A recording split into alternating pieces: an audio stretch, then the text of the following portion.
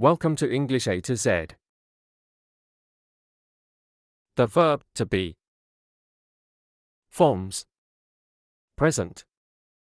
I am. You are. He, she, it is. We are. Past. I was. You were. He, she, it was. We were. They were. Future. I will be. You will be.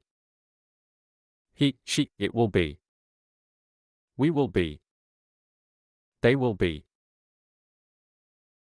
Identify. This use helps define who or what someone or something. Example: I am a teacher. Here, identifies the speaker's profession. Example: he is a doctor. This tells us about his role and expertise. State of being. This use describes emotions, conditions, or qualities of a subject. Example: she is happy. This indicates her emotional state at the moment. Example: the weather is nice. Here, it describes the condition of the weather. Location.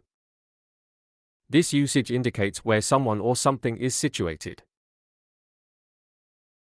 Example: they are at the park. This specifies the location of a group. Example: I am in the library. This tells us the speaker's current place. Time. This use is often related to telling time or discussing the time period. Example: it is 5 p.m. This gives the current time.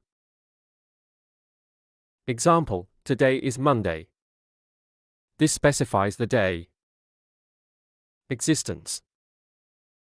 This use indicates that something exists or is present. Example: there are many stars in the sky. This asserts the existence of stars.